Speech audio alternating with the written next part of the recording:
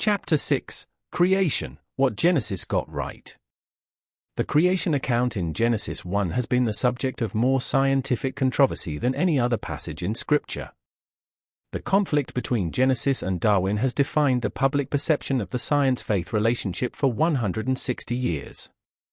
But there is a striking parallel between the sequence of creation described in Genesis 1 and the sequence that modern science has established for the development of life on Earth that is worth examining carefully.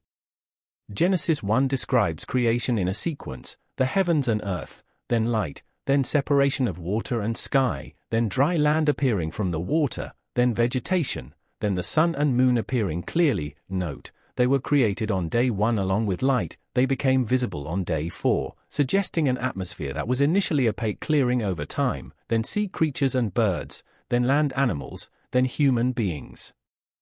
Modern science describes the sequence of the development of life on Earth as the formation of the Earth and atmosphere, the initial period of darkness as the atmosphere was opaque with volcanic gases, the clearing of the atmosphere to allow light to reach the surface, the separation of water and land through geological processes, the appearance of photosynthesizing organisms, the development of sea life, the development of land life, the development of mammals, the emergence of human beings.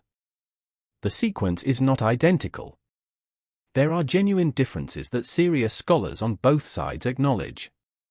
But the broad sweep of the sequence, from formless void to water to land to vegetation to sea creatures to land animals to humans, is a remarkable correspondence between an ancient text and modern scientific understanding.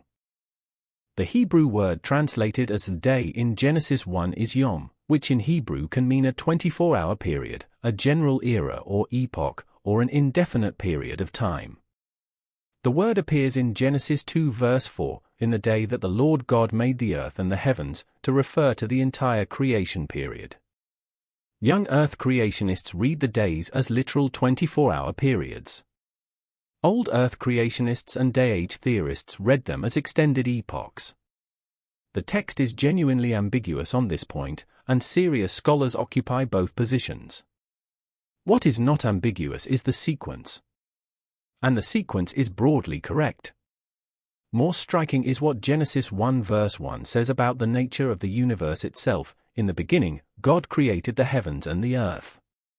This statement contains four remarkable elements: there was a beginning, there was a creation, implying an act of will by an external agent. The heavens, the entire cosmos, were created together with the earth, and this all happened in time.